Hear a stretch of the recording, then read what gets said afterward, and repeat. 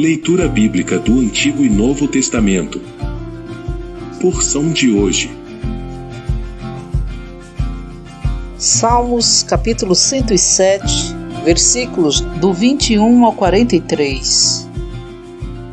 Rendam graças ao Senhor por sua bondade e por suas maravilhas para com os filhos dos homens. Ofereçam sacrifícios de ações de graças e proclamem com júbilos as suas obras.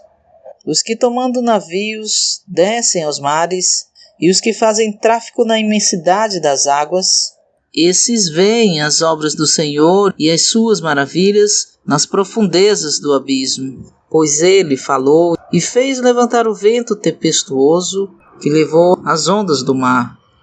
Subiram até os céus, desceram até os abismos. No meio dessas angústias, desfalecia-lhes a alma. Então, na sua angústia, andaram e cambalearam como ébrios e perderam todo o tino. Então, na sua angústia, clamaram ao Senhor e ele os livrou das suas tribulações. Fez cessar a tormenta e as ondas se acalmaram. Então se alegraram com a bonança e assim os levou ao desejado porto. Rendam graças ao Senhor por sua bondade e por suas maravilhas para com os filhos dos homens. Exaltem-no também na assembleia do povo e o glorifiquem no conselho dos anciãos. Ele converteu rios em desertos e mananciais em terra seca, terra frutífera em deserto salgado por causa da maldade dos seus habitantes. Converteu o deserto em lençóis de água e a terra seca em mananciais. Estabeleceu aí os famintos, os quais edificaram a cidade em que habitassem.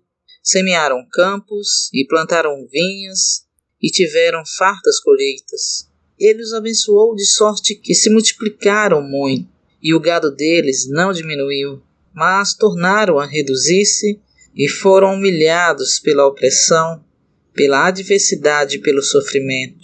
Lança ele o desprezo sobre os príncipes e os faz andar errantes, onde não há caminho, mas levanta da opressão necessitado para um alto retiro, ele prospera a família como rebanhos. Os retos veem isso e se alegram, mas o ímpio por toda parte fecha a boca. Quem é sábio, atente para essas coisas e considere as misericórdias do Senhor.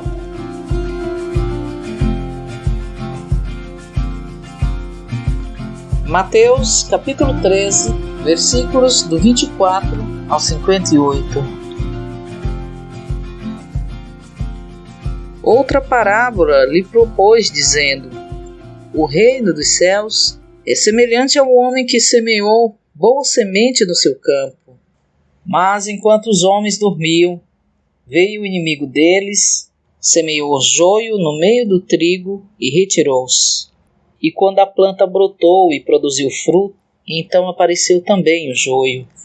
Vindo os servos do dono da casa, lhe disseram: Senhor, não semeaste boa semente no teu campo?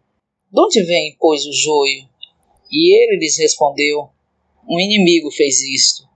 E os servos lhe perguntaram: Queres, pois, que vamos e o ajuntemos? Não, replicou ele, para que eu ajuntar o joio, não arranquei juntamente com ele o trigo. Deixai crescer ambos juntos até a colheita, e no tempo da colheita direi aos ceifeiros: Ajuntai primeiro o joio e atai-o em feixes para queimá-lo, mas o trigo recolhei-o no meu celeiro. Outra parábola lhes propôs, dizendo: O reino do céu é semelhante a um grão de mostarda que um homem tomou e plantou no seu campo, o qual é menor do que todas as sementes, mas quando cresce é maior do que as hortaliças, e torna-se uma árvore, de modo que as aves do céu vêm e se aninham nos seus ramos. Disse-lhes outra parábola: O reino dos céus é semelhante ao fermento que uma mulher tomou e escondeu em 3 medidas de farinha, até ficar tudo levedado. Todas essas coisas falou Jesus às multidões em parábolas. E sem parábolas nada lhes falava, para que se cumprisse o que foi dito por intermédio do profeta: Abrirei em parábola a minha boca, proclamarei coisas ocultas desde a fundação do mundo. Então, deixando as multidões, entrou Jesus na casa, e chegaram-se a ele os seus discípulos, dizendo: esclarece-nos a parábola do joio do campo. E ele respondeu: o que semeia a boa semente é o filho do homem. O campo é o mundo, a boa semente são os filhos do reino, os joios são os filhos do maligno, e o inimigo que semeou é o diabo. A ceifa é a consumação da era, e os ceifeiros são anjos. Pois assim como o joio é ajuntado e queimado no fogo, assim será na consumação da era. Mandará o Filho do Homem os seus anjos, e eles ajuntarão do seu reino tudo o que serve de tropeço e os que praticam a iniquidade, e os lançarão na fornalha de fogo, e ali haverá choro e ranger de dentes. Então os justos resplandecerão como o sol no reino de seu Pai. Quem tem ouvidos para ouvir, ouça. O reino dos céus é semelhante a um tesouro oculto no campo, que um homem achou e escondeu. E na sua alegria ele vai e vende tudo o que tem e compra aquele campo. O reino dos céus é também semelhante a um negociante que procura boas pérolas, e tendo achado uma pérola de grande valor, foi, vendeu tudo o que a possuía e a comprou. O reino dos céus é ainda semelhante a uma rede que foi lançada ao mar e apanhou peixes de toda espécie. E quando cheia, puxaram-na para a praia, e assentados, ajuntaram os bons em vasilhas, e os ruins lançaram fora. Assim será na consumação da era.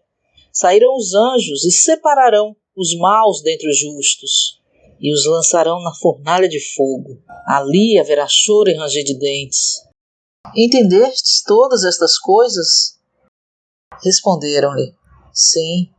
E ele lhes disse: por isso todo escriba que se tornou discípulo do reino dos céus é semelhante a um dono de casa que tira do seu tesouro coisas novas e coisas velhas.